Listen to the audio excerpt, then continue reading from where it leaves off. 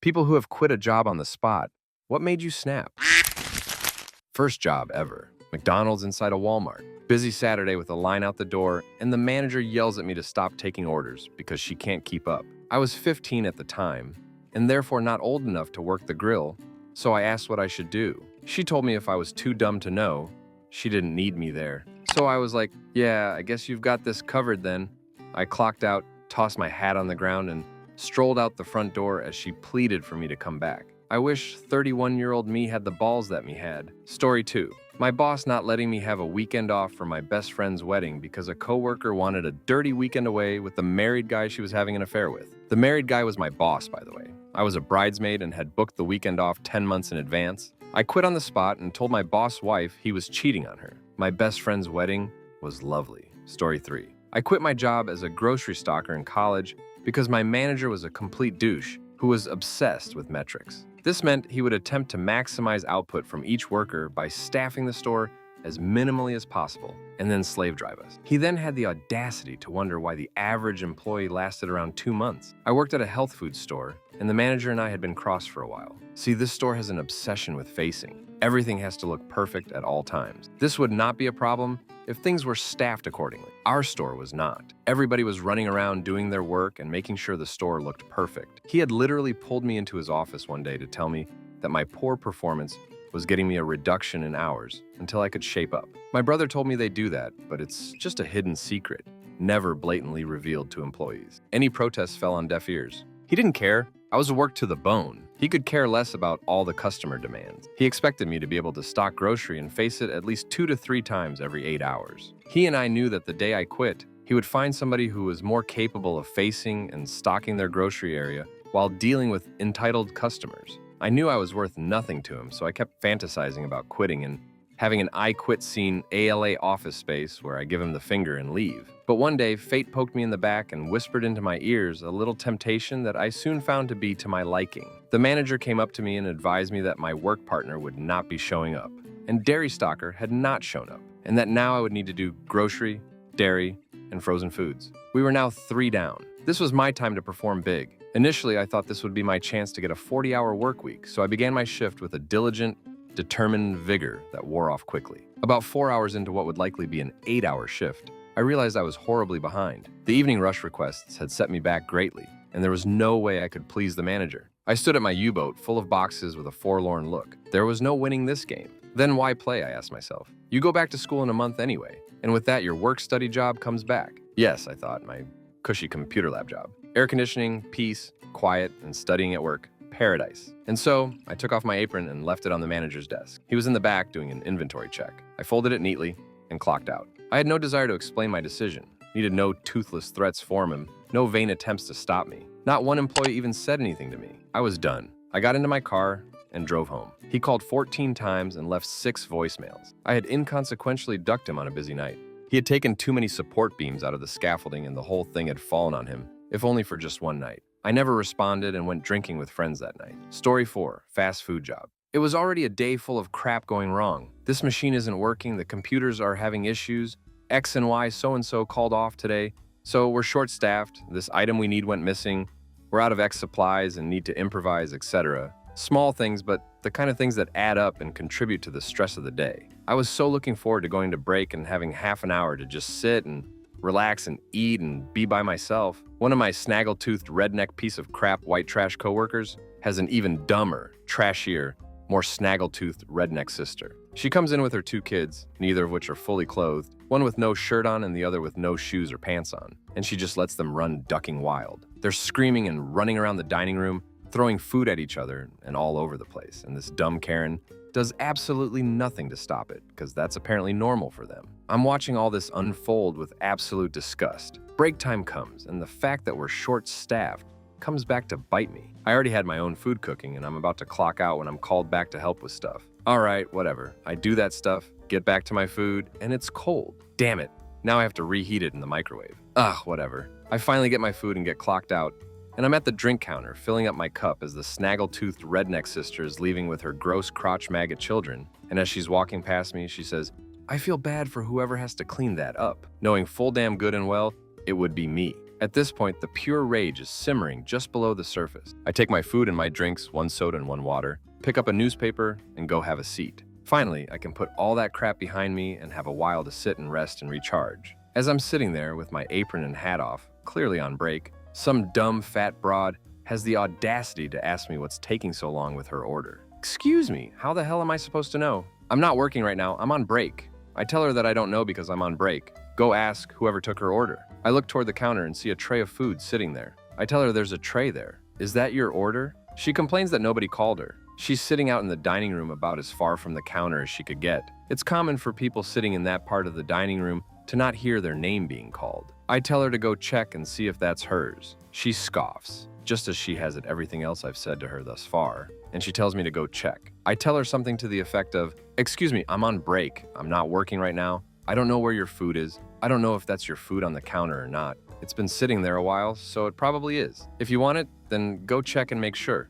I'm on break." She starts grumbling to herself and her kids about how rude and what a horrible person I am, all because I'm on break and refusing to bend over backwards to kiss her ass. I'm seated 1 booth away from this woman, so I get up and move to a nearby table. I'm having back pain from standing so long and now sitting in the uncomfortable metal-backed chairs at the table, so I get up to move to a booth on the other side of the dining room. And as I get up and start moving, both of my drink cups topple over and dump all over the floor, spilling every last drop. The weight of the cups falling pulls the tray right out of my hand, and there goes all my goddamn food too.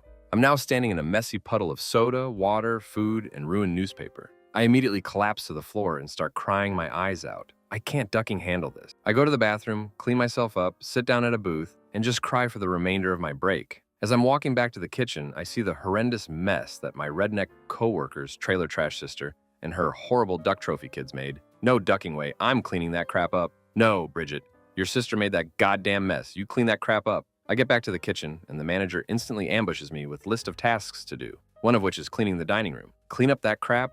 After all I've been through today? After Bridget's escort sister decided to let her goblins trash the place? On purpose? I don't ducking think so. I look the manager straight in the face and tell him, No, I'm not doing that.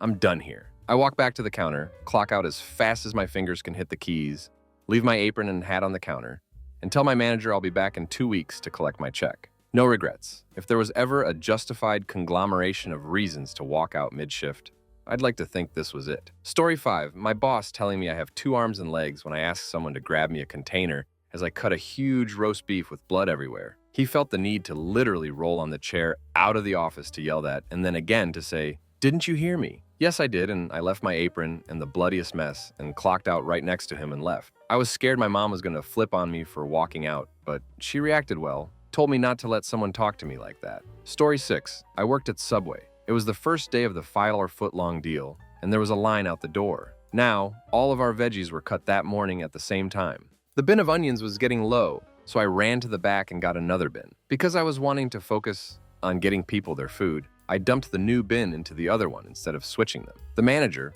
pulled the bin out and threw it at me in front of everyone. I threw my hat down and walked out. He had a history of abusing women. I was no longer having it. Story 7, my friend and I were both supervisors at a fast food joint.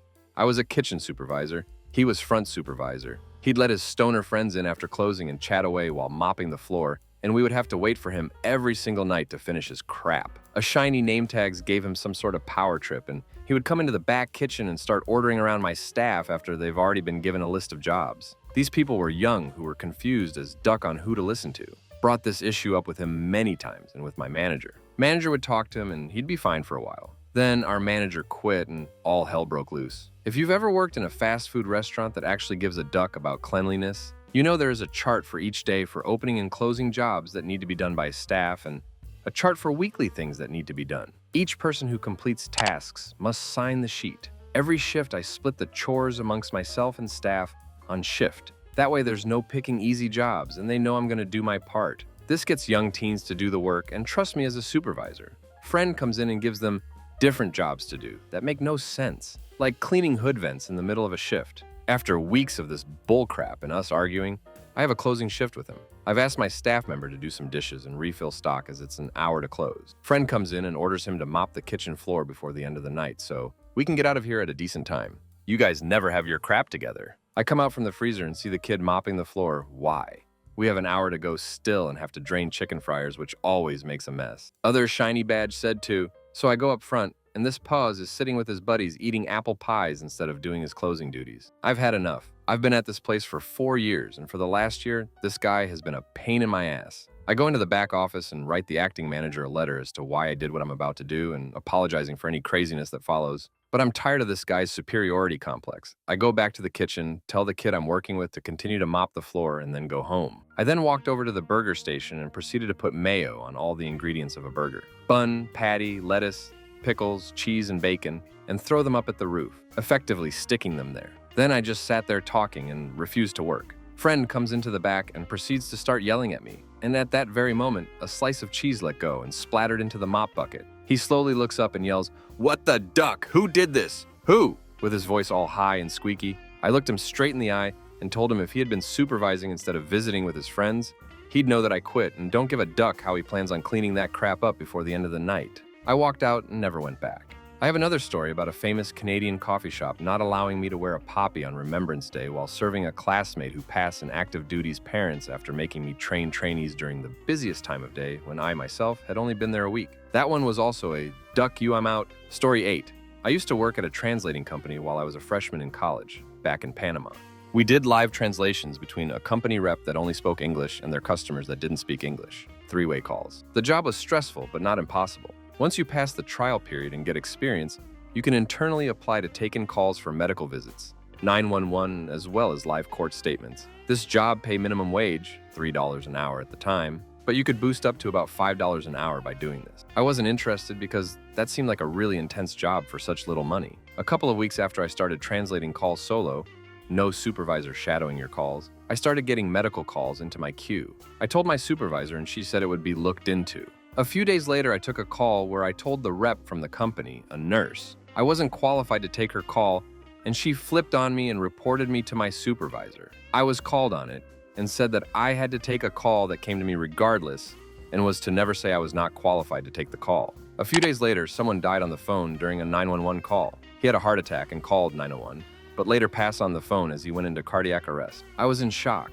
I shut off my station, walked to my supervisor, and said I quit and walked out the building. Story 9. Used to work at Panera. Excellent managers and excellent people, except one. She was this unpredictable, neurotic mess. One day, she could be the nicest person you've ever met. The next, she would be your worst goddamn nightmare and whip you for every mistake you make. At the end of the night, we gave our leftover bread to donations and whatnot, and we could take whatever we'd like normally. Some days, she'd ask for a bite of some of the stuff we wanted to take home. Other days, she made us pay for everything we wanted, saying that it was stealing. The managers, as I said before, were great people. As a result, they were pushed up the ladder.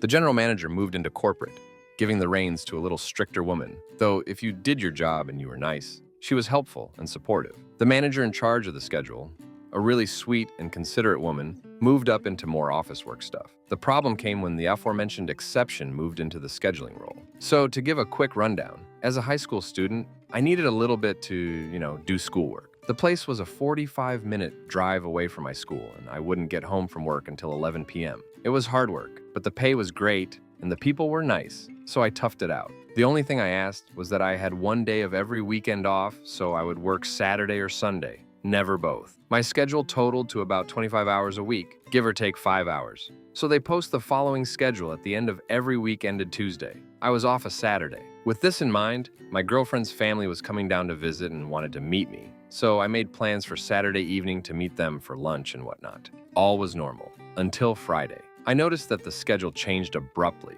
I was now scheduled both Saturday and Sunday. The Saturday schedule had me for 12 ducking hours, 10 a.m. to 10 p.m. close. I've never had a day that long. I took it up with her, and she told me there was absolutely nobody that could work that day. I tried to negotiate all I could, but I seemed to be their only hope, so I had to cancel my plans last a ducking minute, which didn't exactly help my case with my girlfriend's family. I came in Saturday just ecstatic, It was a stupidly busy day for almost the entire shift, and when it was time for closing, I did my crap. Got the closing manager, who happened to be the scheduling manager, to check and make sure everything was good, got the green light, and booked it. The following days continued normally. Tuesday, schedule posting day, I look at the board. I'm scheduled for not 20, not 10, not 5, but 2 hours on a single day. I take it up to the shift's manager. my old scheduler, who thought too that this didn't seem right. She calls the schedule manager and tells her the situation. Her response was, "I'm not sure why, sorry. Just ducking great." Right. After my 2-hour shift, I get a call at 12 a.m. that night from the schedule manager. She tells me, "You were asking about why you were scheduled for 2 hours?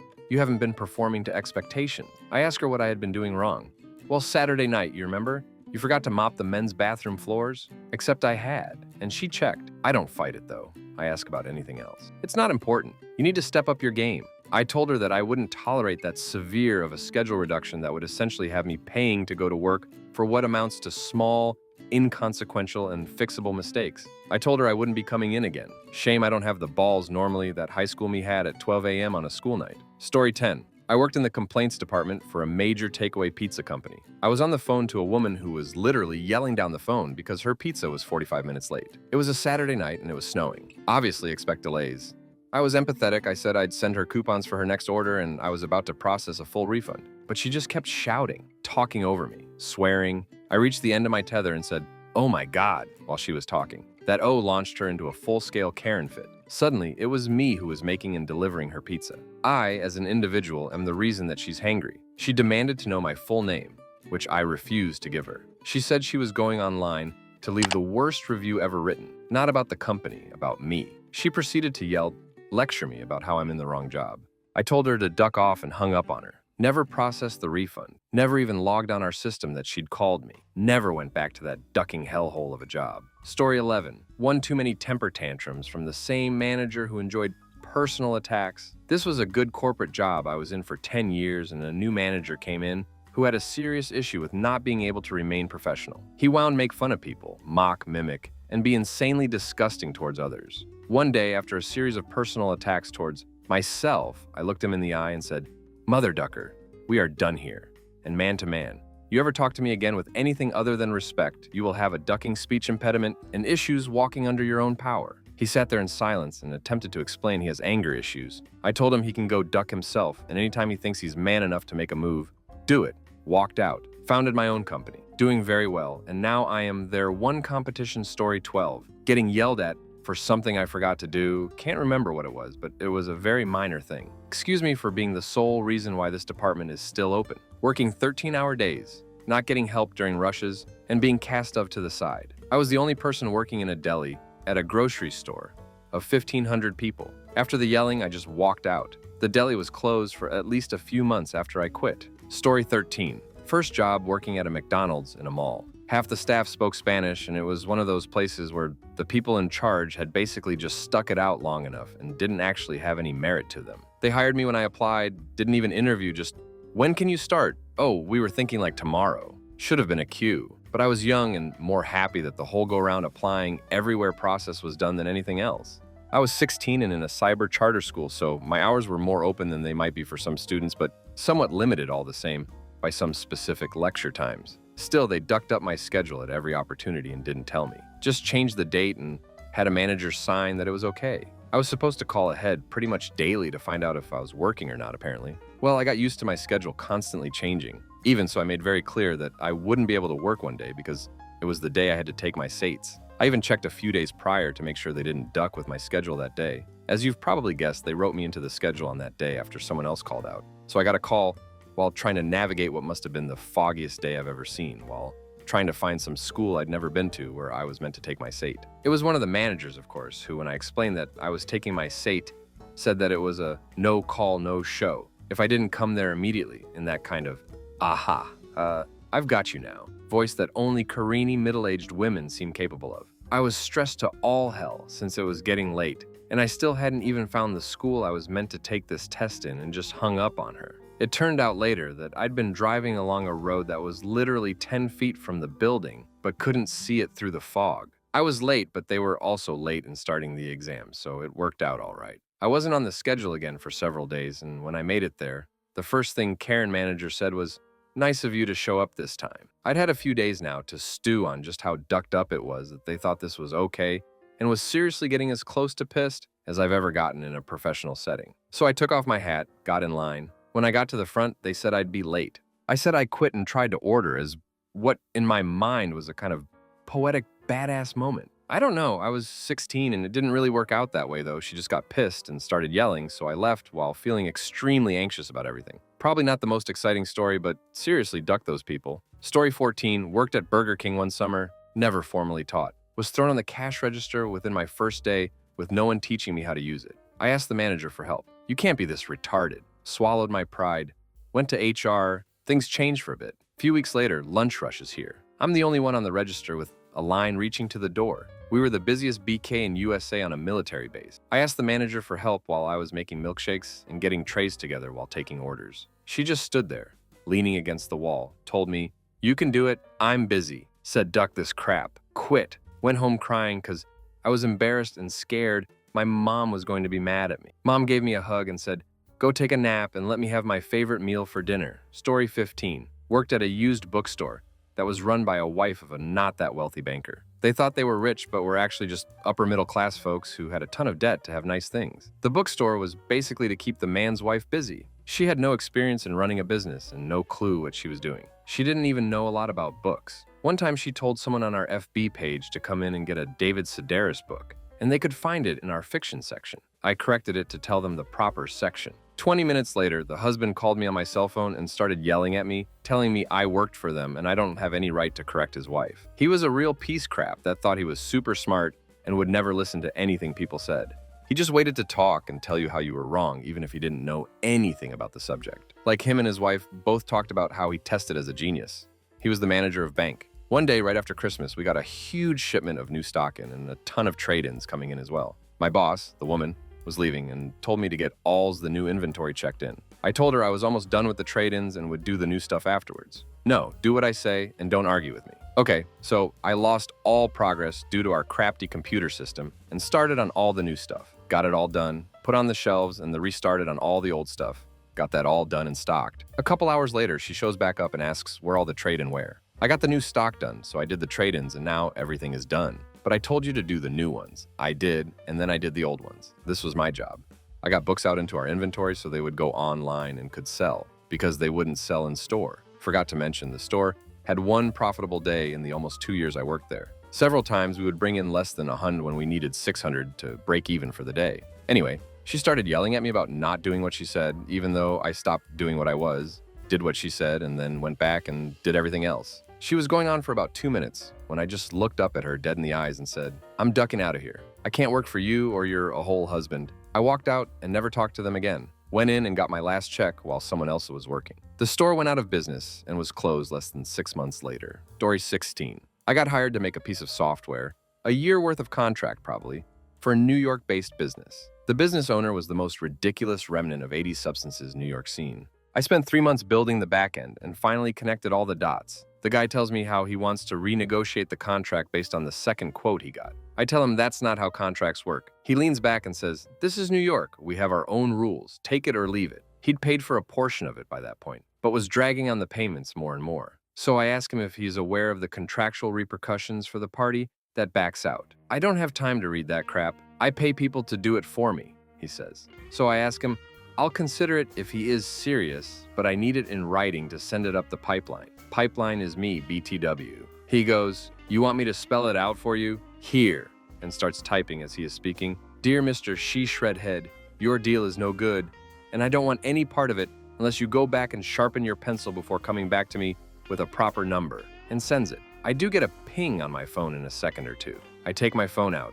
"Okay, Google, read my last email." The email gets recited for 15 seconds. Then I go, "Okay, Google, what is the biggest name of the industry company in New York?" Dial the company right away.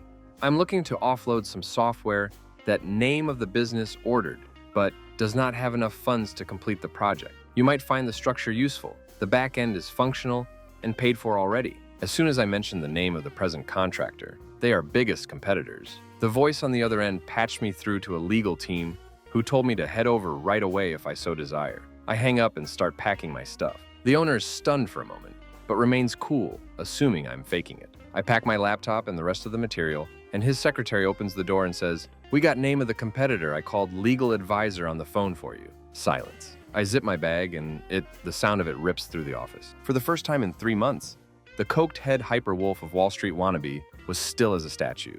I just walked out the only time I said, "Okay, Google," and felt cool about it. Story 17, working at a Jiffy Lube for a while as an assistant GM. About a few days into my 2W case notice, going to a dealership. Get to work one day doing a mid-shaft, pretty busy, 4 cars on the lot, we get through them easily. After we had cleared the wave of cars, I start to clean up, toss away a few boxes, dirty rags and empty bottles, etc. Boss was counting the till and asks why I threw away the boxes that were by the supply shed. "I'm sorry, I can't read minds and I thought it was trash. I can get you another box," I said to her as I was grabbing one of the boxes that our oil comes in and set it by her. She looks at the box and kicks it like a 5-year-old into the pit and yells, "I don't want that box. I wanted the box you threw away." As this was happening, a couple of the other techs were witnessing the last shred of patience I had with this lazy, incorrigible crap of a human being. As the day goes by, I talk to the other techs. They pretty much said, "I would quit too, don't worry about us," basically giving me their blessing to quit early. And I also find out she wants to go home early as usual, and my lunch is soon, so I make my decision to duck her out of a few weeks of her free time and walk out after my lunch. I go to the dealership, which is conveniently down the road a few blocks, and ask my new boss if he wanted me earlier. He can start me in 5 days. Sweet. I'll have a few days off then, usual okay. So I head back to work. They're busy. It's perfect. I go into the bathroom, change out of my work clothes, into my street clothes, collect my belongings, and toss my manager keys into the toilet cistern. Really gross. She deserves it. And head out to freedom from this workplace tyrant. As I am walking out of the building, I yell out, "I'm knocking off early. See you." She storms towards me and barks, "Where do you think you're going? You need to tell me if you're leaving. Get back here." I retort to her, "No, I don't. I am not beholden to you or Jiffy Lube." Plenty of coworkers and customers witnessed this tantrum she was having. She starts yelling more, and I walk away from that tire fire. Happiest I could be, called up my friend for lunch to celebrate, and that was the end of being under the thumb of a passive-aggressive a-hole. Story 18. I worked private security for a little while, and my boss was basically a giant piece of crap, but I didn't really mind because he was almost never around, go figure. Well, I was trying to take vacation after not having had a day off in over a year, but he wanted me to work a special event. Me being the reliable employee I am, show up to work the event, to find that he and another superior officer were attending the event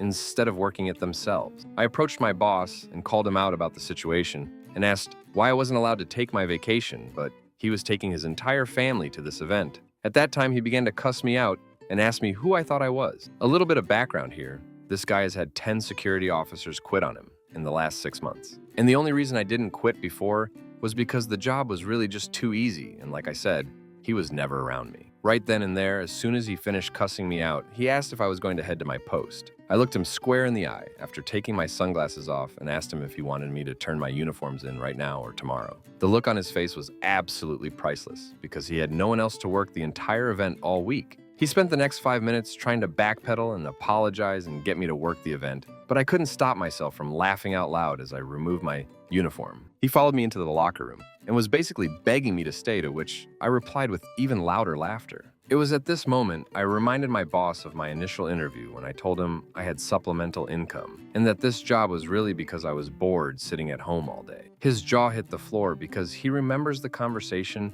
just like it happened. I turned in my badge and gun, and I told him I would be happy to turn in the rest of my uniforms after I returned from my vacation in 2 weeks. It was the most glorifying feeling in the entire world, and I will never ever let another person treat me like that again. I got out of the military because they treat you like crap, and I'm never gonna work for a person who treats me like crap. Story 19. Worked at a summer camp as a lifeguard. This camp had been ducked and had a late spring posting, still looking for people, so having recently completed my lifeguarding course, I applied and got the job. First red flag should have been that they still needed people so close to camp start. The head lifeguard asks all the guards, me included, if I plan to return the following summer 2 weeks into the job. I said no, I had to take some summer classes next year to graduate on time. All the other guards didn't plan on returning for a variety of reasons, most of which were school-related. Next day, the director of the camp calls us into her office, one by one, to ream us out for not being grateful for this job and if we don't want to be there to let her know. I calmly tried to explain my school program and even offered to show her the course schedules on the university's website. Apparently, I was full of crap. Oh, but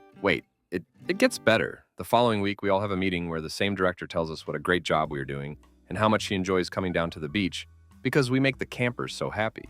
But wait, if you call now, you get Psycho Karen back. Part of my job was to train counselors in training on the waterfront stuff if they had the appropriate qualification, life-saving courses on their way to becoming lifeguards. My trainee, let's call him Brian, winds up needing a lift home one day because his dad had to stay late at work and it was pissing rain. I offered him a ride home. I'm a dude and I don't swing that way. Dropped him off and told him I'd see him tomorrow. Get called into the director's office, reamed out for inappropriate fraternization. I explained the situation and said she could call Brian in or Brian's dad, who I cleared it with. Again, I apparently was full of crap. Took off my camp t-shirt, tossed it in her face, and told her to go duck herself and walked out. Swung by the beach on the way to my car and told everyone, other guards, what had happened. Wished everyone well. Got home to a bunch of texts. 4 of the 5 other guards had quit too. Had a dozen voicemails over the next week from the director begging me to come back and that they had to close the beach due to lack of staff. Called her back and said, "Sorry, that sounds a lot like your problem. Don't call me again or I will be contacting my lawyer about you inappropriately fraternizing with me." Story 20.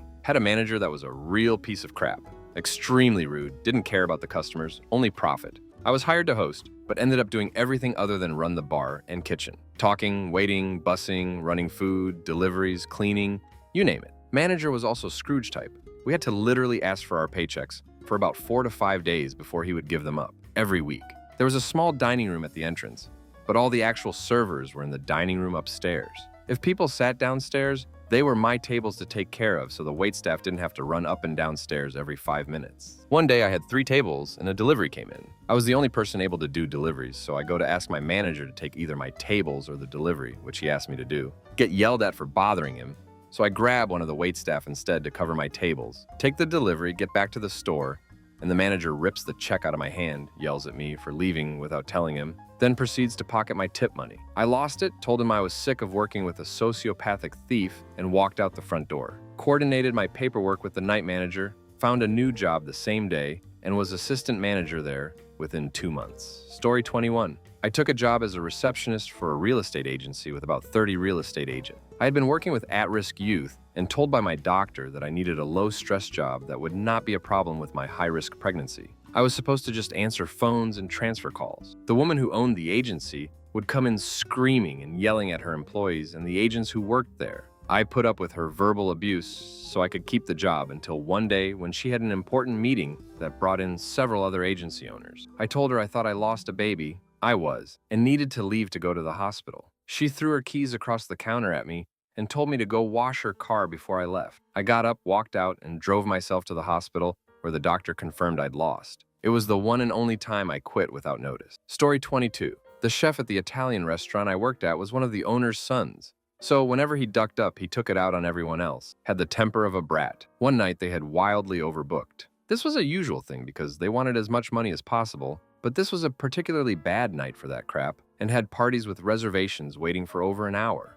It was loud, stressful, and the chef wouldn't stop screaming and cursing out the staff, even in front of customers. It's an open kitchen. I was washing dishes when he started in on me. We've had several arguments over the years, but as I said, this was a particularly bad night for that crap. The impossible pace, the verbal abuse, it all weighed on me at that point. First, I told him not to scream at me. When he screamed at me again, I told him that I'd call the labor board.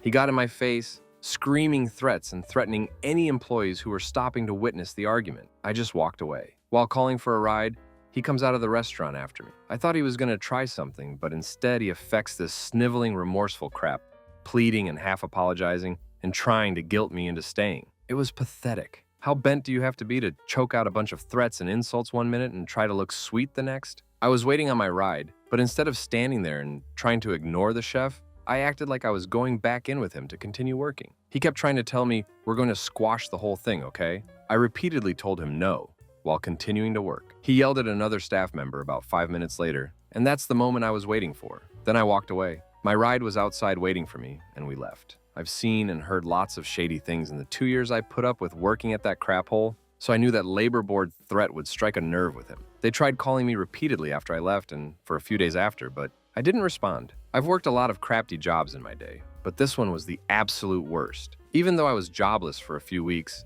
I was happier than I had been in what felt like a long, long time. Sometimes your job sucks because it sucks, not you. If this happens to you, you look for something new. At least look, as a start.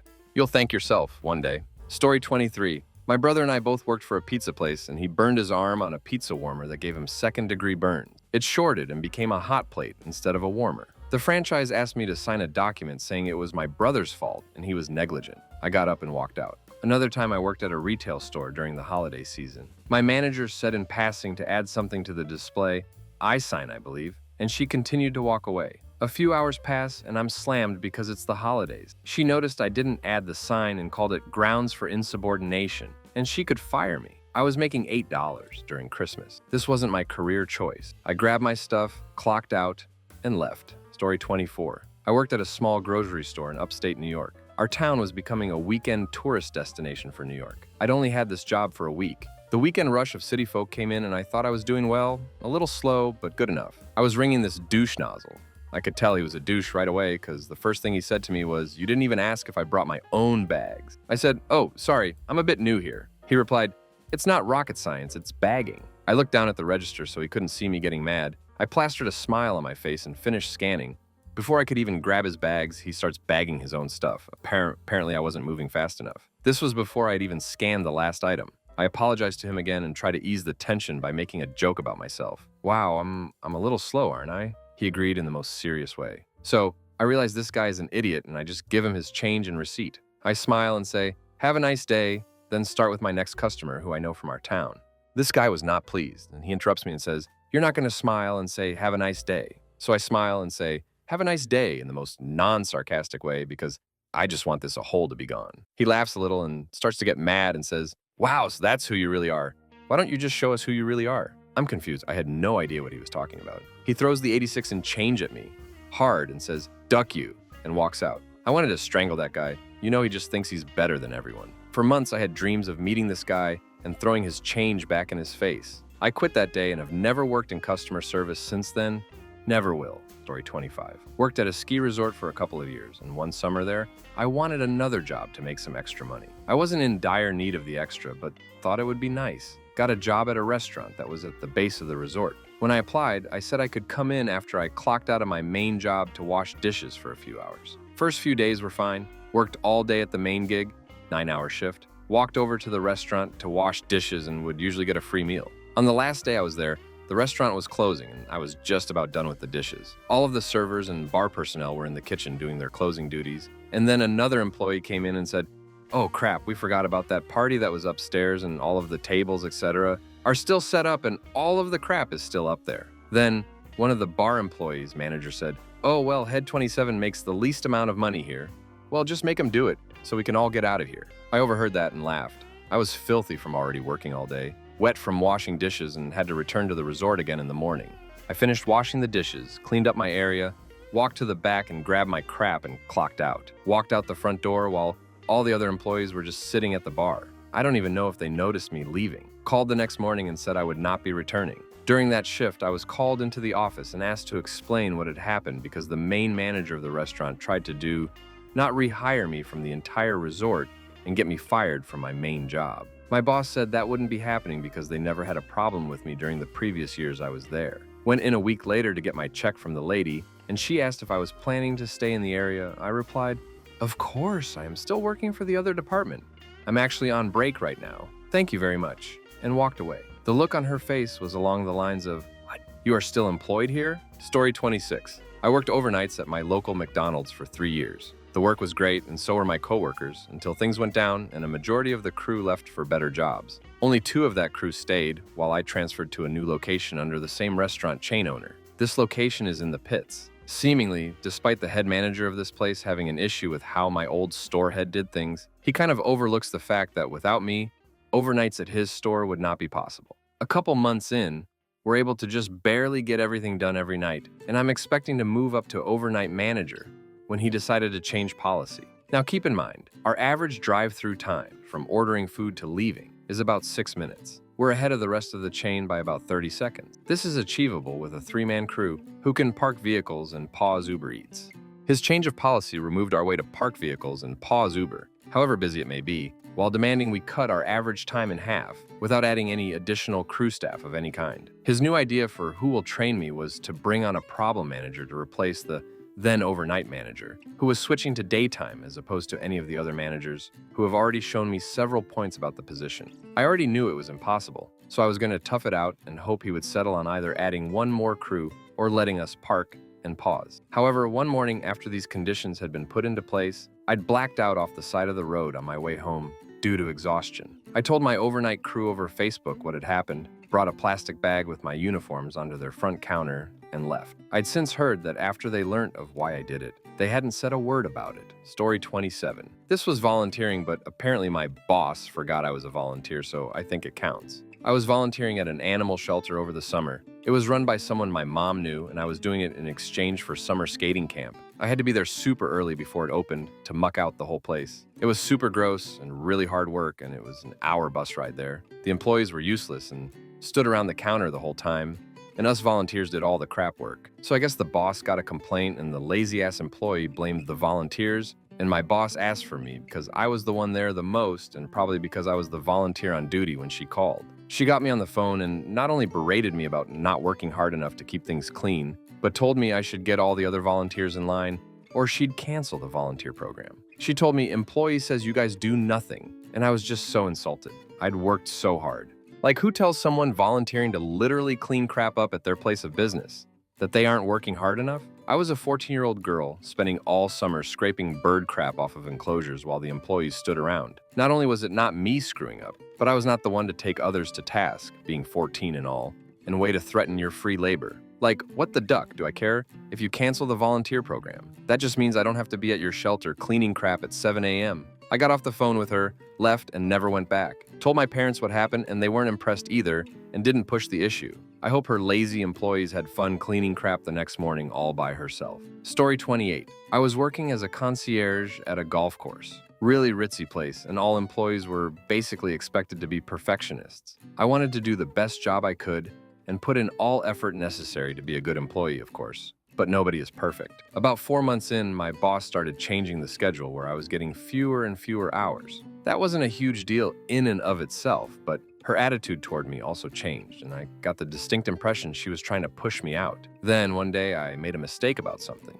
and she started yelling at me in front of other people. I didn't say anything to her and just quietly went back to work, but later I wrote her a note basically asking her to please have more respect for me than that, and that if she had a problem with me, to pull me to the side. I also pointed out to her that some things she had accused me of were actually done by another employee, and asked her to be careful who she was accusing of mistakes. I saw her read the note, but she never said anything to me about it or apologized. The next day, she got mad at me about something else and refused to let me finish my shift. She didn't even allow me to finish up the work that I was right in the middle of so that it would be ready for whoever was taking over for me. I was literally in the middle of scheduling something on the computer, and she wouldn't even let me sit down to finish it, so I walked out. The next day was my scheduled day off, and I took it to find a temporary new job. Emailed both my boss and her supervisor, and explained to them why I wasn't coming back. Neither one of them ever got back to me to follow up, so I guess they didn't care that I quit. Story 29. Hairstylist here. I'd been doing my job for 7 years. I was better at it than everyone else, including the manager. I brought more money to the company on the days I worked than usually 3 or 4 other people combined. My manager kept requesting that I up my product sales to services ratio. She kept wanting me to sell more and more product. It never seemed to be enough. Finally, one day I asked her, very straightforward, how would you suggest I sell product more efficiently to everyone who walks through the door and ends up in my chair? She told me to dumb myself down because I'm too smart. She said, "You're too technical. No one wants to hear what the product will do to their hair. They want to know it smells good and makes them pretty." I already dumbed myself down every day I walked through those doors to be able to communicate with most of the people there. Being told I needed to, he's stupider in order to being a company. More money that I was already pulling in a lot of money for was very upsetting. Side note, a month prior to my birthday, she told me I would be allowed to take my birthday off this year, as I never did. She never got the schedule out more than a day or two before the next week. The slaying had also been a mess, and the manager was a tyrant. A week later, I get my schedule. My birthday is on a Saturday. She hands me the schedule Friday night. I found out she gave my coworker my birthday off and gave me the 2 days after my birthday off. I'd already made plans. The morning of my birthday, I came in, grabbed my stuff, wrote a quick note of resignation, left, went home, signed up for online classes, and haven't been back since. Guess when someone tell you that you're too smart and doesn't follow through on their end, you have to prove them right sometimes. Story 30. Worked in a mental health clinic for about 6 years. got pulled into my abusive senior manager's office where she planned a surprise mediated meeting and didn't tell me. The meeting was so we could talk openly about issues with each other and resolve them with the guidance of mediation. Yeah, no. After an hour and a half of talking and never getting anywhere, and asking repeatedly if we could please end the convo and pick up after the holidays, I lost my patience. I knew she was my supervisor, but I snapped, told her how unethical she was, how I didn't understand why she was working in this field, and that she could be a seriously hurtful person without much effort. Told her that as much as she swears she cares about her staff, that she manages to hurt us the most. She asked me why I was working for her if I felt that way. You're right, I quit. I slammed my badge down on the desk and left. Story 31. I was working at a restaurant in the kitchen on a holiday. I was working a two-man sauté station by myself, along with working the grill. Schools were out this afternoon, and I told the manager that we may need to go ahead and call someone in as we were getting busy. He just kept saying, "No, it's fine. I'll come help if it gets too busy." Sure enough, we get slammed. After repeatedly asking this guy for help, and him not helping me because he was too busy with customers, go ducking figure, I had a 15 top, 12 2, and a 10 all order in at the same time. So 37 orders on top of my existing however many flash on my screen, I lost it. I stabbed my tongs through the computer monitor and walked out. Needless to say, I'd lost that job. I went back and apologized to the GM, who agreed that it could have been handled better by both parties. So he didn't make me pay for the monitor, though I offered. He was a good guy. Ducked that manager, though. Story 32, I worked at Circuit City for a week, the week of Black Friday. On my last day, which was, you guessed it, Black Friday, I was put onto the register with no training. This would have been okay if the register was easy to operate. I had worked many registers in previous jobs. That thing was the absolute worst to operate. It ran on what looked like a DOS prompt with specific commands I was not taught. So the line is about 7 people, and I take 3 people with no problem at all. Number 4 is a return. I get most of it done. For some reason, it seems like it needs manager approval. I call for the manager, and dude just doesn't show up. For like 15 minutes. I don't know what the heck I'm doing. And this line starts erupting. Like they are malnourished children. And I just showed up with the bread truck. Lady next in line is screaming, "This is why I should have gone to Best Buy. What is this guy? Ducking stupid." And the people in the line are actually siding with her. And I am not lying here. They collectively all start berating me. Like 5 grown adults all hurling insults at a teenager. I was patient. I tried to explain I'm new. They gave 0 craps. I had enough at that point. Took off my Circuit City shirt, tossed it to the manager as he came to my aid, and told him I'm quit. Retail wasn't my gig. People are animals. Story 33. In college, I was a waitress at a Japanese restaurant owned by these two Ahol brothers with no management experience. I was already fed up with the job itself and the lingering smell of fried rice that seemed to sink into my skin and never come out. I was pretty much only sticking around because I had a crush on one of the chefs. One day, a customer asked me for some extra wasabi. I went to the sushi station in the back, but one of the brothers was blocking it. He was yelling at another waitress, who was sobbing. I tapped him on the shoulder and politely asked if I could grab something from the cabinet. He turned around and yelled, "Can't you see I'm talking to someone?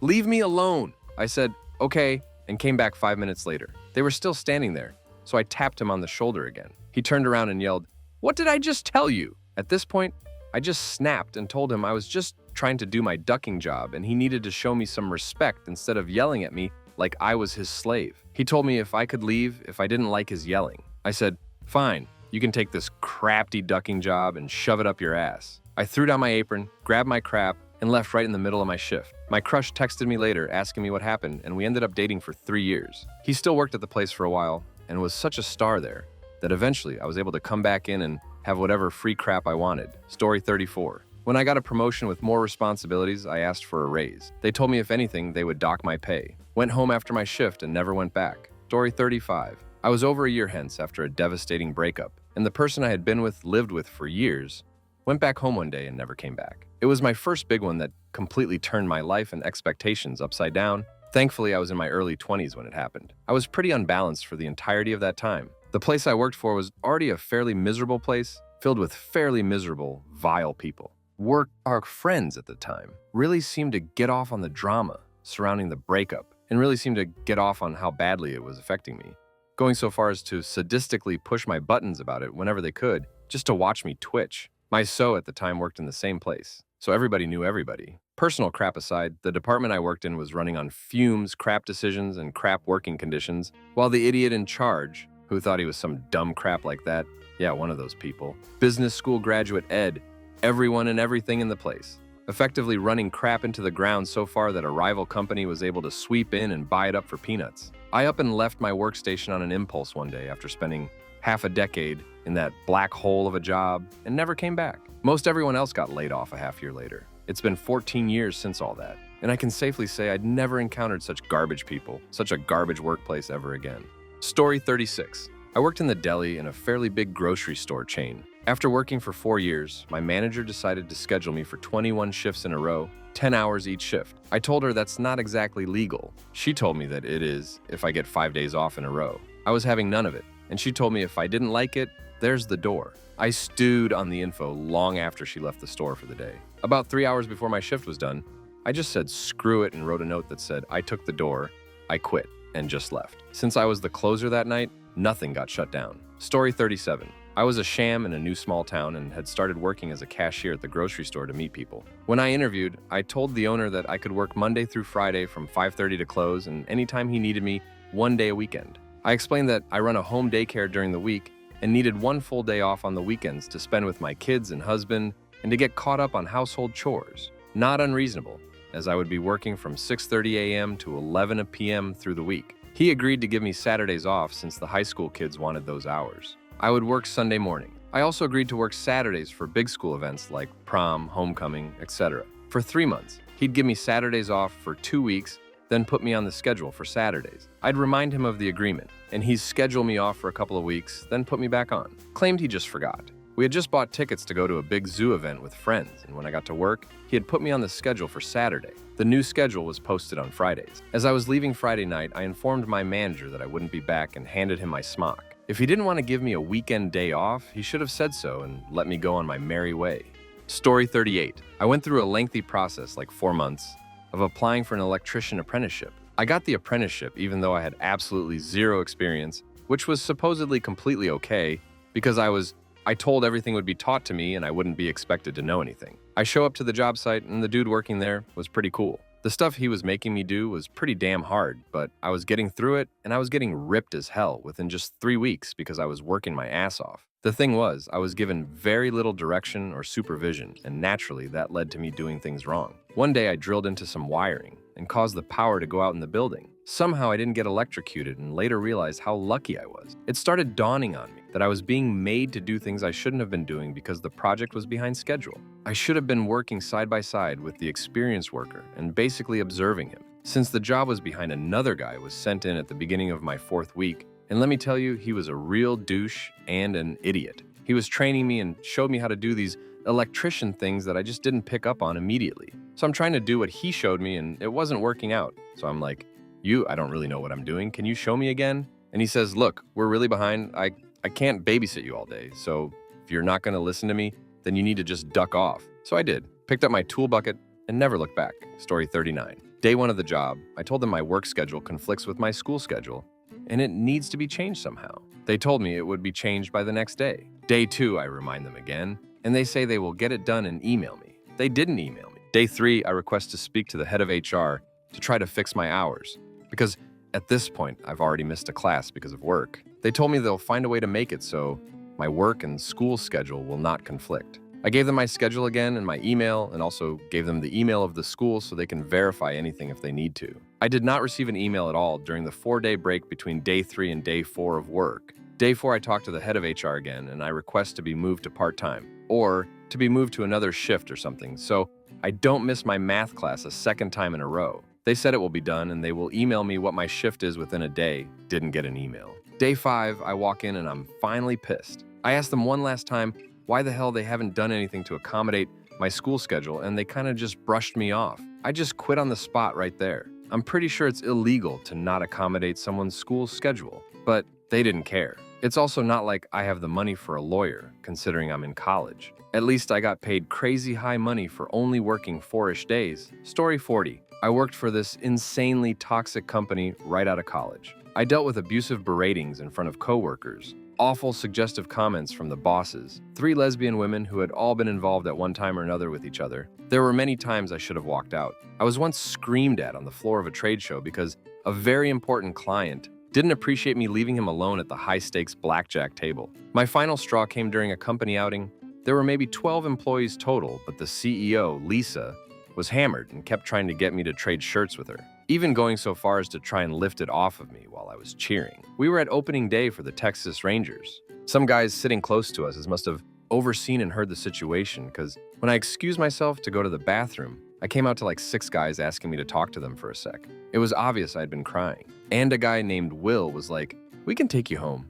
You have all your things right? We can just leave, call your parents or whatever, but we can't let you continue to be treated like that." We debated calling the police, but if you'd rather, we can just go right now. I left with them. By the next day, I had 3 voicemails that I let my mom listen to, and even she was like, "What the actual duck?" I sued the company after they told a ton of my former clients that substances made me unreliable. We settled out of court, and I went on to work for one of those companies for 7 years, story 41. Worked for a tree company, driving their log truck for them, picking up logs that couldn't be chipped after the trees were cut down. They had a huge backlog to the point that clients were suing them because wood wasn't being picked up. I worked 90 hours every week for 3 months until I got them caught up to the point that I was picking up the wood next day.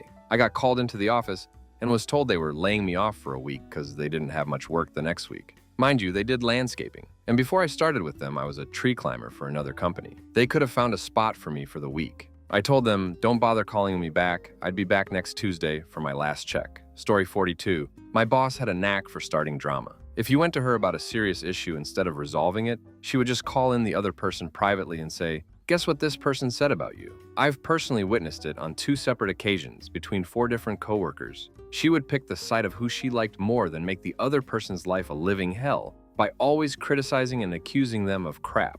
It didn't even matter what the original problem was. She would just pick whoever she liked more at the time. She also had a habit of overworking us. It was a really busy Starbucks and only ever maybe had 4 people working at a time. The day I quit, she expected me to keep up with our extremely busy line, maybe 2 drinks a minute busy. Our drip coffee machine was broken. We had no hot water, so we had to manually boil everything. It was a train wreck of a day already. She decided that was the perfect time to take her break, and when she came back, it was still as busy as when she left and was upset at me that the store was a mess when it wasn't even my job. So, duck that hoe. Story 43. I worked at a small business legal research firm, mostly doing due diligence for large financial institutions, but also doing legal research for journalists. It was a cool job in theory. The owner had watched The Boiler Room one too many times and thought that was the ideal way to run a business. Lots of the things we did relied on others.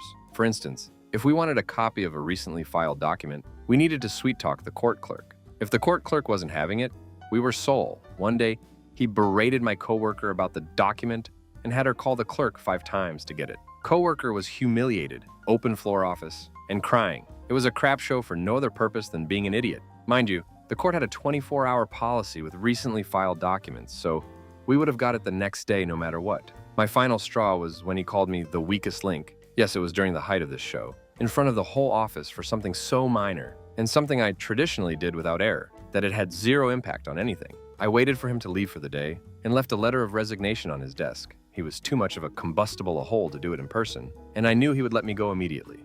I packed up my stuff the next day and practically skipped on the way out. Story 44. A little over a year ago, I was working customer service for a bridal shop. I did order tracking, placement, returns, etc. I was miserable. I'd come home every day and cry. It felt so bad. So anyhow, D-Day comes. I take a phone call, bride is pissed.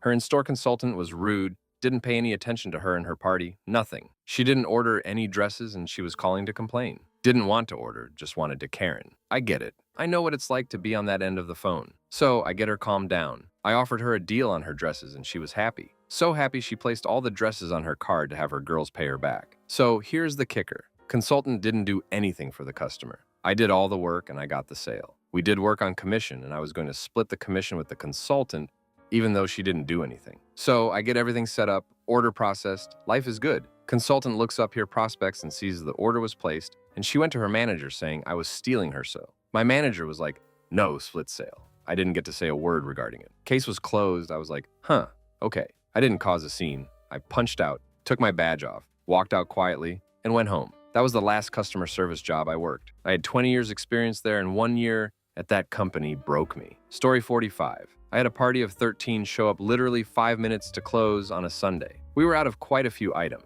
I did my best to accommodate them though. I know I gave them the best service I could under the circumstances. These people made a huge mess and ended up staying for about 45 minutes after they were done eating. When they finally left, I started cleaning up the table. I noticed a $20 bill and 57 cents.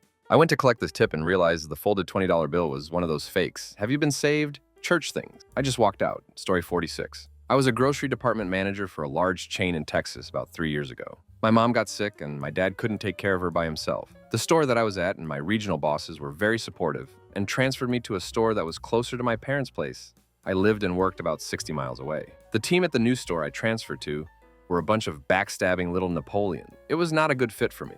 I just wanted to come in and do my job and go home. Then my mom passed, and I was hit pretty hard, but not nearly as hard as it hit Dad. When I went back to work, things had kind of fallen to crap while I was gone, and everyone was blaming my absence. Then every day when I got home, Dad was sitting in the garage, drunk, and cleaning his guns. Needless to say, I was extremely worried for him, and I started going into work early and leaving early. This did not sit well with my boss, who didn't care if I was getting my job done.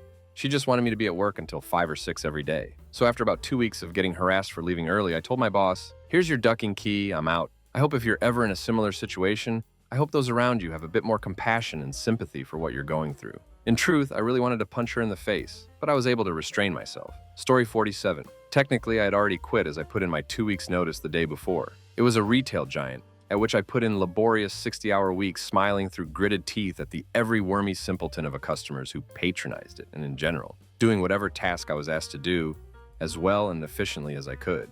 While I worked there, I did nothing with my life, apart from collapsing into bed upon arriving home. A bed, by the way, on the floor of the single room I shared with a friend to afford rent. When I quit, my generally an idiot boss went on a rant about how I hoed him, since he had bent over backwards several months back in order to let me switch my shifts for 2 days. When I asked him months in advance so I could visit old friends, "Pal, I am the one bending over backwards, working everyone's shifts when they're too hungover to come in, and you are trying to guilt trip me just because I did the honest thing, instead of just calling in sick or like everyone else did when they left for a few days' trip, so that you could make the arrangements for someone to cover my shift, all while you sit pleasure all day in your air-conditioned office." I called in the next day when I was supposed to be working and just told him, "Duck you." The sun was shining that morning, my first Saturday off in months, and I ate hamburgers with my friends and played outside all day. It was so freeing. Story 48. Worked at a skin cancer specialist for 4 years. Probably would have stayed with them my entire life, but they decided to promote a coworker with no previous supervision experience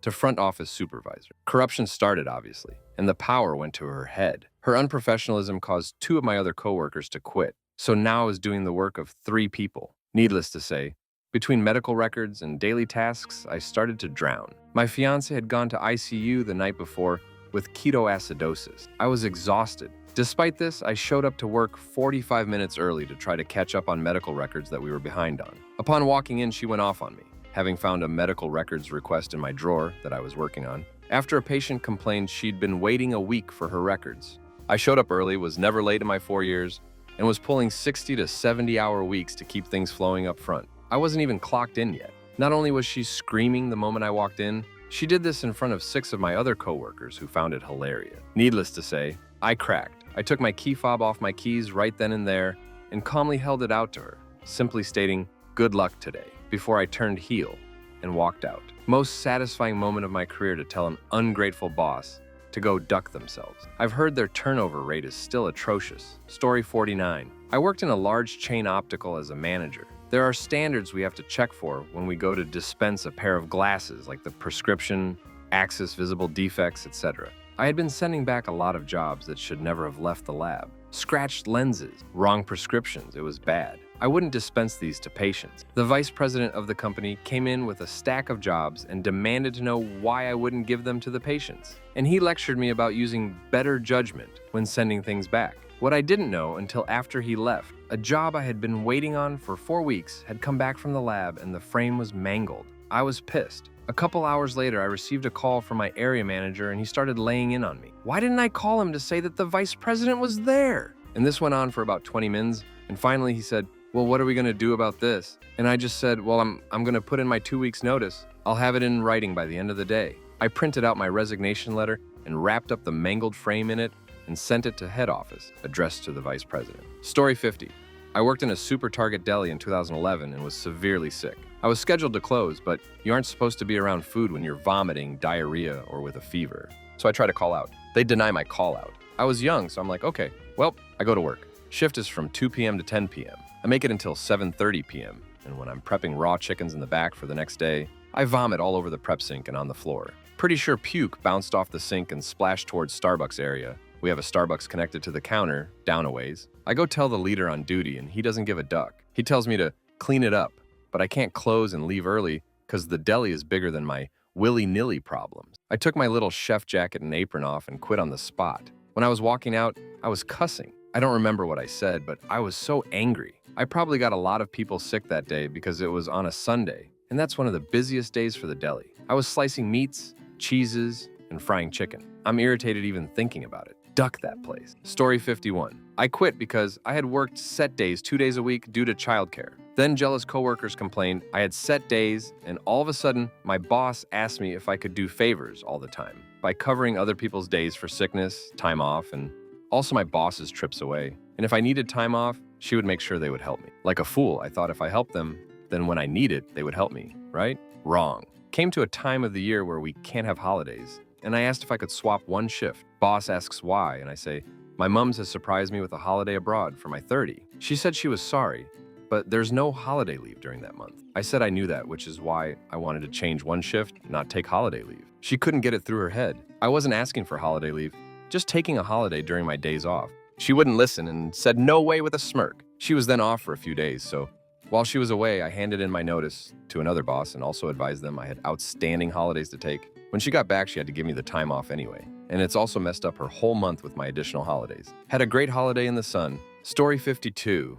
I had requested off for a family Christmas party, and the request was approved about a month in advance. On my way to the party, boss calls and tells me I have to come in because my replacement needed off to watch a football game. He wasn't going to the game or anything, just watching at home from his couch. I went in, threw my keys at the boss in front of a line of customers, and walked out. Story 53. Worked at Best Buy in high school. I had been working late a lot and was even helping with the truck on Thursday nights when I clearly shouldn't have been. The new GM arrived and was an abrasive, a hole and bully. I made a remark about his approach to the senior on my team, which was the equivalent of an assistant supervisor. He ratted me out, and my assistant GM called me into a meeting and basically covered my ass. Then I made the mistake of telling a work friend after work one night, who opened his mouth at work, and it got back to the GM himself this time. So the following Friday night, I was called into a meeting and reprimanded. I had had some serious stuff happen outside of work that day and was not in the mood for their bullcrap anymore. So I quit in the spot. The liberating feeling after I walked out of that Best Buy was magnificent. I was 17 and didn't need that job despite putting up with their BS for close to a year and a half.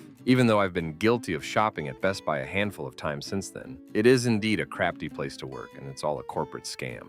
Story 54. Worked for a call center during the Christmas season when separated from my then wife and 2 kids. Had to take work in my home country because I couldn't get a work visa. I was first in line to volunteer to take every overtime shift for basically the entire time from August-December, racking up around 100 plus hours a week to give the kids a decent holiday and be able to fly there to be with them at the time. I made them aware the first day I started with them that I wanted those dates off, but couldn't apply for that time until we were 30 days out due to their company policy. Sure enough, when the time comes around when I should do this, it immediately gets rejected because I'm a part-time employee and full-timers get first priority during the holiday. I even had 2, my direct manager included, go to bat for me, trying to get this time off and justify it, even offering to sacrifice their placements. But the division lead would make no exceptions to the rule. They let me know after a call in the middle of a rush time that it wasn't happening, so I tossed my headset onto the desk, grabbed my coat and bag, and left right then and there. I thanked my manager but made it clear to her why I was leaving, and she understood completely why. Story 55. Lucy. I was a dishwasher at a restaurant inside a grocery store. Pretty nice diner overall. I worked second shift and the primary first shift worker was Lucy. She was somewhere around 80 years old. The customers loved her because she'd bullcrap with them through their meals and not do any real ducking work. I'd come into 8 hours of bullcrap heaped up across tables, sometimes the floor. I put in several complaints with our HR and personnel manager. I was told she couldn't be removed due to the risk of age discrimination charges. I said, okay, well, there's a good 8 hours of crap to do and dinner rush is coming, so hopefully you find a replacement soon. Applied at a convenience store on the way home, got an instant interview in my work uniform, and was hired on the spot. This is why the age discrimination laws are hated by me. If someone can't reasonably perform their duties, I shouldn't have to fix their problem. Story 56. Only one job. I was working at Starbucks and Chipotle at the time. They are connected in this town. My GM from Starbucks comes back from vacation. For some reason, she decides to start yelling at me on the floor in front of the customers and crew about how I shouldn't work 2 jobs. I was being dumb and I'm just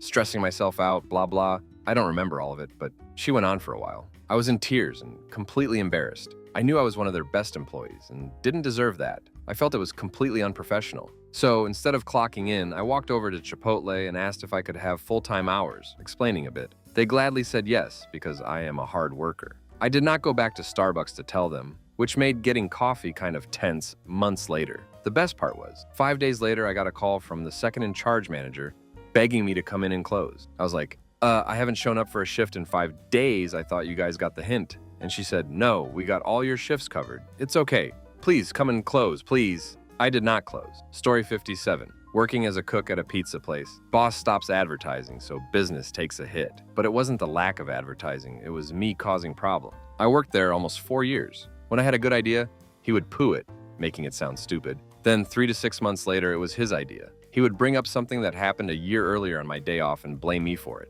Not only couldn't I remember a year ago, I wasn't even sure I worked that day. The final straw was he moved to a different location, didn't advertise the move, so our regular customers couldn't find us, and took 3 weeks longer than planned to reopen, and then blamed me. Since he still wasn't advertising and our regulars thought we were closed, business went to zero on that side of town. According to him, the lack of business was my fault. After a day without a single sale in which I scrubbed down everything in the store, including the drain pipes under the sink, he started in on it being my fault that his business was failing. I told him where to shove his business and walked out. A few years later, I find out that he closed both stores and started painting houses for a living. By then, I'd finished my degree and had a very good job. Story 58. I worked for 6 months at a small vegan cafe that was run by one of the nastiest vegans I've ever met. She would scream, yell, hurl insults at her staff, and just be verbally abusive to her staff, often right in front of customers. She lost 2 managers in 3 weeks, then took over managing herself. I started working there when the place opened, and when I left, the chef and myself were the only remaining staff who were there when they opened, and she left nearly 2 weeks after I left. What finally got me to quit was one of the sous chefs bumped into me while I was bussing tables, and I dropped some plates on the floor. The owner, who saw the whole thing, flipped her crap and called me a worthless, ducking piece of crap. This wasn't the first time she cussed me out, but at this point, I had enough. I dropped the last 2 plates I was holding, grabbed my coat, told her to duck off, and left. That place was the only vegan restaurant in my neighborhood. And not only did it close down just under a year after it opened, but it turned me off to the vegan lifestyle to this day. On a side note, I walked out while still wearing my apron. I never bothered to return it, and I still have it to this day. Story 59. I was a department head at Point of Sale System Company. I'd been getting up every morning at 2:30 a.m., working from home, shower up, working some more, head into the office at 6:30 a.m., bust ass all day until 7:00 p.m., go home, work until 11 p.m., sometimes until 1 a.m., go to bed. I did this for about 6 months. I had been there just short of 2 years. None of the directors, presidents, would listen to me, that I was at a breaking point. I couldn't hire, I couldn't focus on training. I was in endless meetings and escalated phone calls. I never had a single day off. I was getting calls at midnight all the time, even on Sundays, even when it known that I was out of town. I was often blamed for a development failure, though I was running system support. One day, I had to go in early and had been at the office since 1:30 a.m. I realized that it was enough. When 9 a.m. rolled around, I went into the VP of Operations office and I said, "I'm leaving now." He said, "Why don't you take a vacation for a week?" I said, "If you want me to, that's fine, but I'm done." I cleaned out my desk and didn't look back.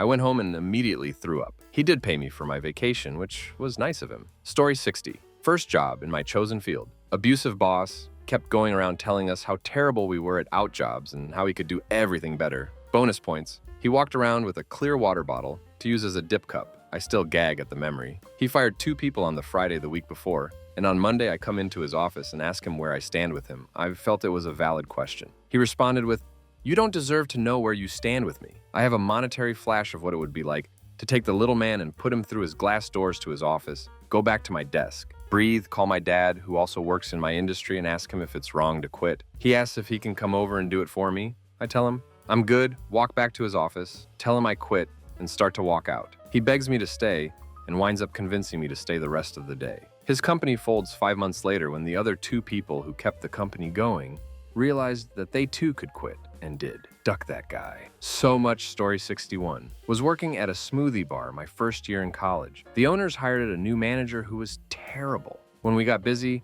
she would rarely help us out. She was mean to people for no reason. She was just generally unpleasant. She'd go to her boyfriend's house and tell us to lie to the owners if they called. Around Christmas, she let all the assistant managers take the same weekend off, and then she left town too. I was left in charge with no training or support, and our cash register went out. That pissed me off, but the final straw was when she Karen at me about the radio station. If I remember correctly, I changed the station and she lost it, giving me the "I'm your boss, you have to do what I say" line. At that moment, I had the realization that I'd put up with so much crap from her, and this is how she's treating me. It was a part-time job. Why was I letting it get to me? So I took off my apron, threw it on the floor, and said, "Duck this," and walked out. About a month later, she was fired, and they asked me to come back. They made me an assistant manager and gave me a raise too. Story 62. I was 18, working a job in a theater food court I knew I was way overqualified for. It was a weird time in my life where I was sort of burnt out on everything. Despite this, I was one of the few who didn't stand around chattering. One night, I was working after I just got back from a trip in another state seeing family. I noticed I'd been blacklisted, which meant I lost my free movie privileges. We already had 1 or 2 people call in that night, so the manager that everyone hated was working the register in my area. I asked her why I was on the list, as I was a model employee, and she told me I missed a mandatory meeting. I had manager approval for the time off to visit family, but I didn't specifically get the approval to miss a meeting that I didn't even know was taking place. I explained this to her, and she told me it didn't matter because I would get pulled off the list in a month or 2. I quit right there and walked out. Her only response was, I would never be able to work for any of the theaters again. I laughed all the way out the door. Story 63. I was a piercer at a tattoo parlor. I'd been there nearly a year. The boss was an unstable dude. He barely ever showed up and was hours late whenever he did. Was always either super happy or unreasonably angry. His station was filthy, and he was a complete flake who barely ever paid me for sterilizing his tubes, taking out his trash, etc. He was ducking awful, but towards the end, he started getting really careless. I'd find used tattoo needles in the regular trash. He'd barely wipe down his station between clients and falsified sterilization logs. The breaking point finally came when he broke down into a screaming fit because he wanted me to run his tubes through the autoclave, wrapped in ducking paper towels. We were out of pouches because he never ordered supplies, and to leave them on his desk when the cycle was done. He planned on just pulling them off the tray as he'd set up for each client, and would just put the ones he didn't use that night in the drawer of his toolbox. I refused, called the owner to let him know what had been going on, and packed my crap. 3 months later, the owner found a bag of meth behind his toolbox and fired him. Story 64. Used to work for GameStop. It used to be a sweet gig, but all the great people I used to work with left, and our district manager tried to fire me until I talked to HR that had no idea what was going on. Fast forward, I left and came back a few months later because I needed work. I had plans to spend a weekend with my GF, and my manager had called me in. I had just got a contract job on the side in Dallas. That paid way better, so my priorities were with that job, obviously. I come in that weekend to get the hours, only to have my manager pull me into the back room and essentially that he was getting really fed up with covering for me. He had already ruined my weekend by calling me in. So as I'm standing behind the counter, I text my girlfriend, "Do you want to go see a movie? But you're at work." "I don't have to be. It's your call." I clock out and walk out the door with a hand in the air. My last word was, "Later." Never looked back, and I avoid the company like the plague it is. Story 65. I was working at a pizza chain as a shift manager. My closing driver called off because of a family emergency and I wasn't able to get anybody else to drive, so my closing driver for the evening was a newbie. My opening manager said, "Don't worry about it, he'll be fine. He's delivered at tons of other pizza places in the past." Immediately, this was setting off alarm bells in my head, because if he's really worked as a driver at so many other places, what's he doing here? In any case, I was stuck with him. Every customer he delivered to called to complain about him. Instead of being able to handle my responsibilities for closing, I was stuck handling tons of complaints. He didn't do his responsibilities while closing either, so my cleaning was double what it normally was. It was 2 o'clock in the morning before I got out, if not closer to 3. I'd been thinking about turning in my 2 weeks anyway, but that was the last straw. I taped my key to a letter explaining, left it at the manager desk, locked up and left. Didn't even stay the 2 weeks. Story 66. First of all, I want to say I'm very proud of all of you for not taking any crap. So, my story is pretty fun. I used to work a crappy call center job just after college. I think I was 22 to 23. The work was god-awful, and I loathed every second of it. One day, a pretty big snowstorm hit my hometown, and I was forced to drive to work in about 7 inches of snow. Unfortunately, on the way in, I hit a patch of black ice and crashed my car into a ditch. I called my boss to let her know what happened, and she demanded that I show up anyway. I was obviously shaken after the car accident and didn't really feel too great about what happened. She then proceeded to blow my phone up asking about where I crashed so she could send someone out to come get me. I ignored her, went home, and went back to bed to sleep the nerves off, and she continued to call and text me. I woke up to around 25 missed calls and 20-ish text messages demanding that I come in or I'd be fired. I never responded and didn't show back up again. Story 67. I worked for a very small dealership, mostly used. The owner would change commission schedules, wouldn't give the salespeople their pay details, would change the employee time cards. He was constantly lying about something. I decided the only thing left to do was to arm the employees with their rights and help them find new jobs. They started to demand the things due to them. I fought to keep the company compliant and undo the things he was trying to do. Then he came and told me to lie about the books to the state. No thank you. Have a nice day. All of the managers and half the staff left explaining that his cheating was the cause. He's still at it, but with people who don't know any better. Story 68. Ooh boy. I worked at a grocery store and I was a grocery clerk. One day, both of my coworkers called in and it happened to be on the day where we get the food shipment. I had not been fully trained on how to unload pallets from a truck, a special way apparently. So the truck driver told me to get the jack and pull all the pallets out. I had begun to pull a pallet of fruits and vegetables out until I hit the bump on the ramp because I went too slow, and it came towering down the back all over the floor of the truck. Oranges, apples, all scattered and smushed. Naturally, I got blamed for it and took it pretty well. Until the very next day, I dropped an entire pallet of milk jugs while I was pushing it into the fridge. I stood there quiet for like 5 minutes. I got like 6 coworkers to help me pick it up. I had to stay 5 hours past my shift to get it done. After that, I walked to the service desk and said, sorry, but tell management I quit. Story 69. I was 19 and went to work at a company that packaged those small pouches of things like pancake mix and cornbread mix. This was in 1998, and the pay was like $6.25 per hour. It was a little over $1 above minimum wage at the time. The job was in the very humid basement, working on these machines, pushing in boxes to be taped, and then working on another machine, where the machines would fill up and seal the little packs. A few times, I had to go from the basement to the top of the building and dump the mix into the feeder for the machine and then race back down to the basement. This was not a small factory by any means. When the shift ended, I got to my car and I hurt and I was sweating. It was a very dull job and no one looked to be enjoying themselves. I went home and didn't go back. My parents asked what happened. I told them that I left because I didn't want to get tied down to a career. Story 70. I had to clean a glass cabinet and my coworker would not move out of the way as she stood there talking to her friend against it, even though I told her I needed to clean and asked her if she could please move aside. This was after cleaning all the other cabinets beside her and obviously trying to show I needed to clean the ducking cabinet. Mind you, she was a step above me in the shop, so she probably thought she was pretty important. She was also present when our boss asked me to clean the cabinets. She wouldn't move and acted oblivious to what I was trying to do, so I said, "Oh, I guess that glass is clean enough in the scheme of things," fake laugh. Walked away and said, "Duck this," and told my manager what happened. Said I couldn't do it any longer after heaps of other crap I had dealt with over time and said thanks, goodbye. People who've walked out of a job. What's the story? Story 1. Background. I just got my license for driving semi-trailers and desperately took the first job that came because it was hard to get a start with no experience back when I started. I took a job that paid illegally low pay and gave me zero training delivering loads of steel. The boss's son was supposed to train me, but got out of the truck after a few hours on the first day because his friend lived nearby and he wanted to go hang out. I had to learn by myself, which fortunately I did without incident. The story.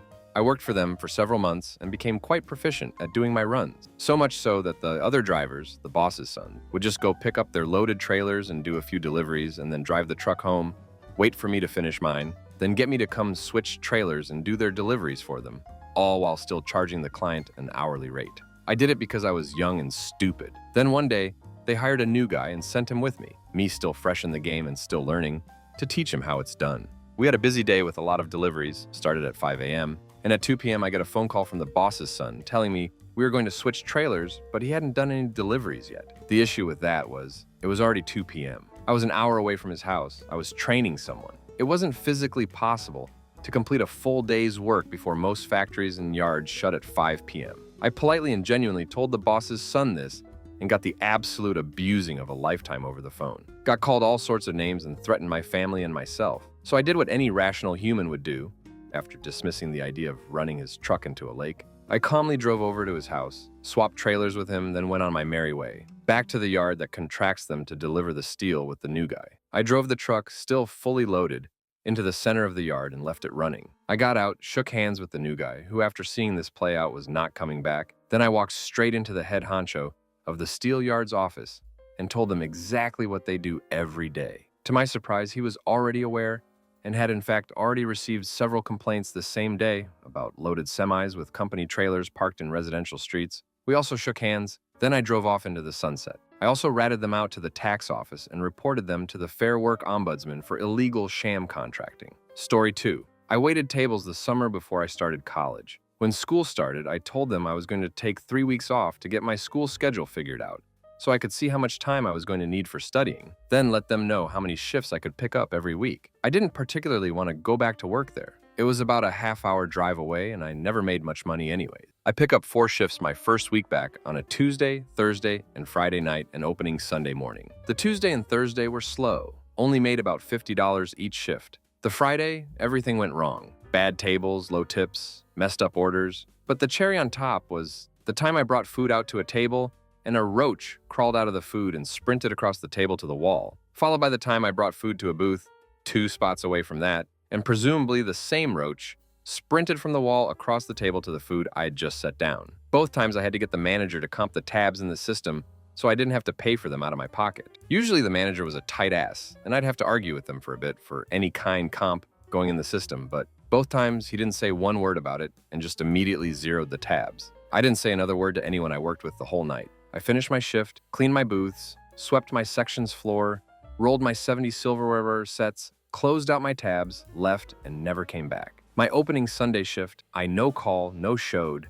which is generally considered an idiot move, since you're supposed to be the first one in with the manager to prep all the drink machines, fill the ice bins, and other various crap. This restaurant was always calling if you were more than 2 minutes late. They never even called me to ask if I was showing up. I guess all the managers saw the 1,000 years stare on my face when I was walking out Friday night and just knew I wasn't going to come back. I never even went back to pick up my last paycheck. Story 3. On my first day, I was asked by a manager to call a load of clients to ask if they were still doing business with us. The nature of the job was that we would know if they were still doing business with us because we would be in regular contact. However, we had apparently lost contact with these clients, and it was apparently my task for that day, as the new person, to give them a call and ask that question. I was new to that job, but very experienced in that field. And so I questioned the logic with the manager, who we shall call Karen. I said there was no point in making those calls, as we, or rather I, would just look very stupid indeed and would I no doubt come into the firing line for a lot of abuse. In any case, why weren't the people who had been at the office a lot longer than me and had most likely at least spoken to these clients before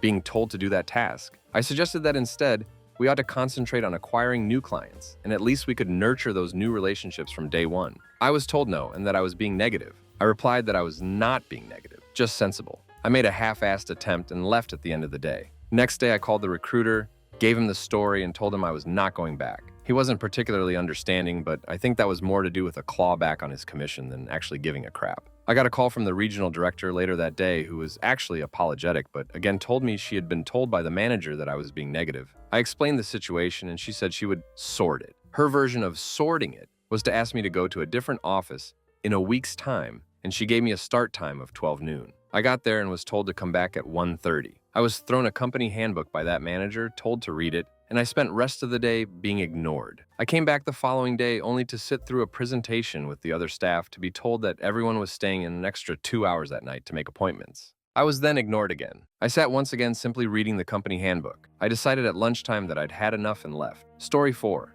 Did the whole take this job and shove it thing. Driving truck for 3 IRs for a company, making it home only once a month. My wife home pregnant with our first child. She goes into labor, was told I could go home after a run to Texas from Virginia. That would take me 4 days to get home. I had never said no to a load in 3 YRs and thought I was okay for refusing. They came back with take the load or you're fired. Not to smart pulled the truck over, told them your truck is in the Walmart parking lot, didn't say which one. Jumped a cab to the airport, never looked back. They called and made some threats. They said they were going to sue me. Said I would never be able to drive a truck again, I'd drive truck local now. They went under like a year later when the economy went crappy. No job is worth missing the birth of my child. Got to the hospital 2 HRs before she gave birth. Never seen a woman so happy about her man quitting a job. Story 5. Worked as a gas line surveyor, where we walk above underground gas lines and take depth measurements and make sure workers, farmers, or any other landowner are not doing things above the line They aren't meant to,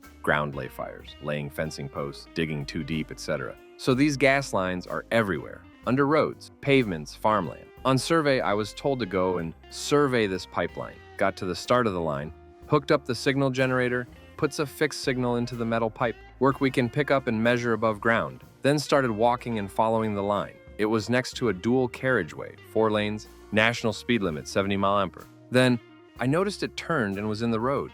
I thought, okay, I'll just check to make sure I've not picked up on another line. Waiting for a large gap in the traffic and picked up a clean signal with a depth of 800 mm. Okay, so my pipe is now running straight down the middle of lane 1 of a 70 mph. Cool.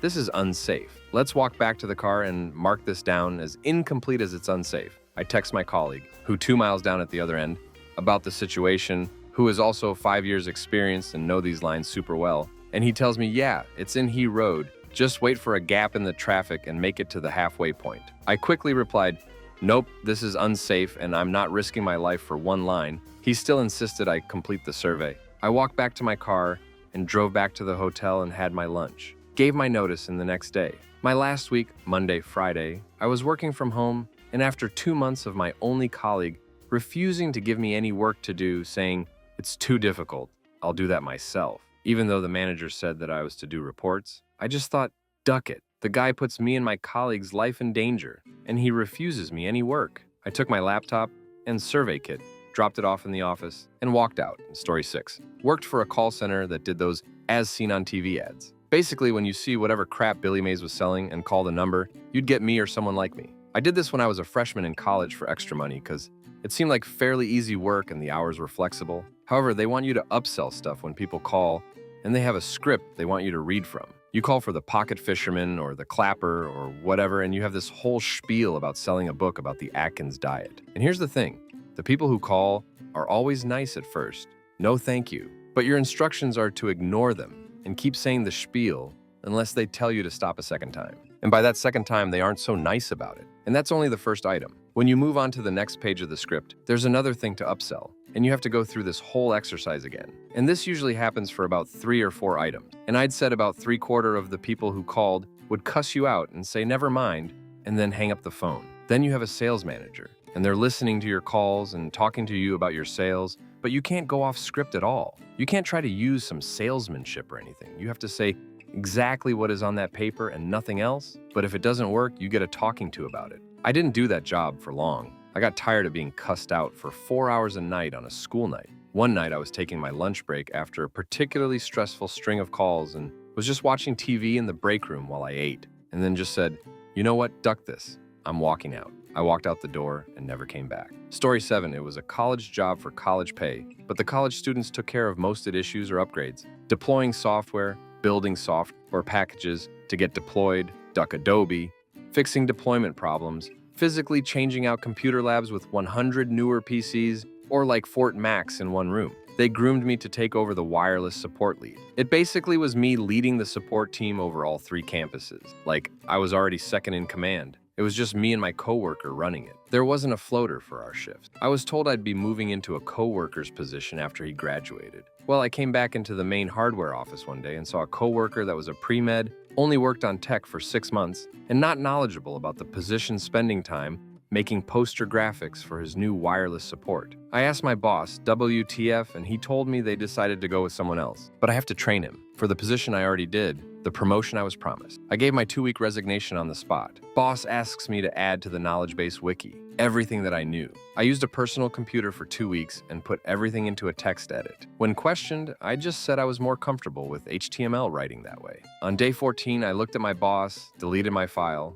and left. Story 8, I was working retail. Our manager was great, our ASM was great, but then his wife got a really good job offer in another state. So he transferred to another store in that state and took our ASM with him. I was slated as next in line for ASM. We had a couple temporary managers who were fine, then we got our permanent manager. He immediately decided that he needed to get rid of all of the previous employees and hire new ones that he could train himself. So he started doing ridiculous sales goals, far outside of company standards, and writing up people for absurd, minor infraction. One guy was fired for visiting the store on his day off and having food with him. That's not a violation according to the manual. I was working that day and he tried to issue me a first and final warning for not stopping my coworker from eating in the store off the clock, which is also not against the rules. He demanded I sign the notice. I refused and cited the section of the manual where a first and final can only be issued for egregious safety violations. He buckled and rewrote it as a first warning. So then he changed tactics and just removed me from the schedule. So I applied around and got a job offer that wanted me to start immediately. I told them I'd call them right back to confirm.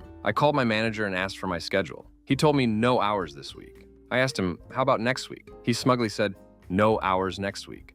I thanked him and told him this was my 2 weeks notice. Since he confirmed I'm not scheduled for the next 2 weeks, I was going to go ahead and tell my new employer that I was available to start work tomorrow. That company eventually paid me a settlement for a class action lawsuit, and that manager was eventually fired and sued for massive embezzlement. Story 9, in 2011, I found myself being accepted to work in customer support for a large health insurance firm. The training was excellent, pretty straightforward aspects of assisting people and existing clients with quotes, inquiries, etc. All was going well until we were introduced to the actual workstations. What a shock. The monitor was an old screen and the operating system looked exactly like the ancient DOS, set up from the olden days, where you had to literally tab around the screen or use the up-down buttons, then hit enter. It was like everything had stopped in 1996. So I'm sitting behind this museum piece technology, about to take my first call, and I realize I can't even see the cursor that is supposed to be blinking somewhere on the screen. Turns out, the red cursor is absolutely invisible